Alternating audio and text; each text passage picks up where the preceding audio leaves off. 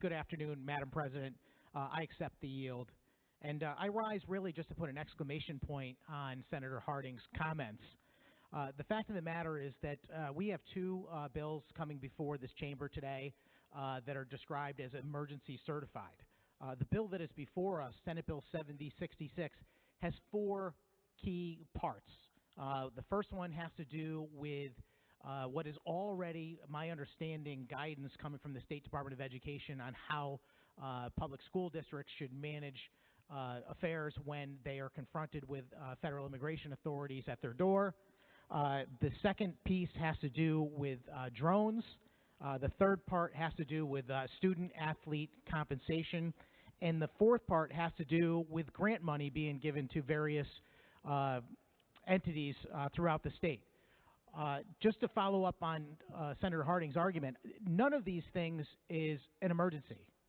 Not a single one of these things is going to change the outcome of the vast majority of constituents' lives for the better in the short term. Nothing is on fire. There is no pandemic. There's nothing really going on except for, as was mentioned, a political emergency for the majority. And I think we are here for that express purpose, to draw attention to what's happening with the Trump administration and to try and raise the ire of people across the state. From a process standpoint, which is the reason for my remarks, I will just say that the SDE process, the first portion of the bill, I don't believe is necessary. The first thing I would say about it is that nothing has changed in the law.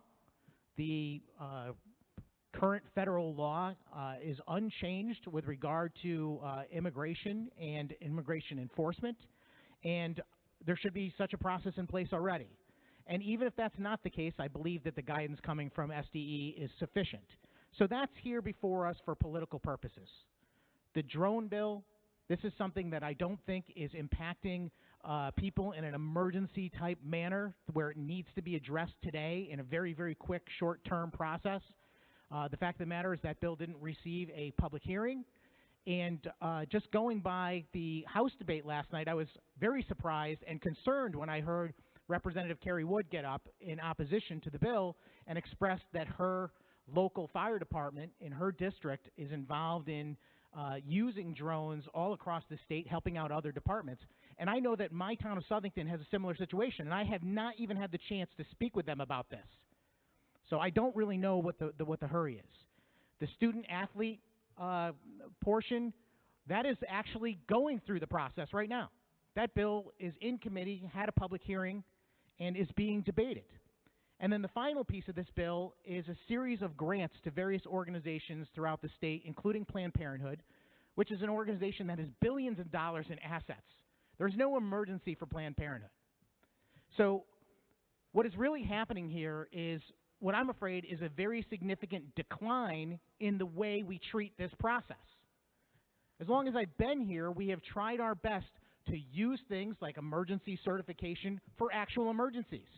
We've tried to make sure that the public has a chance to have their voices heard.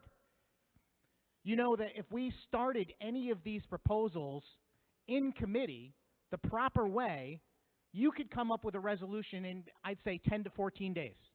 And that's plenty fast enough for these four items.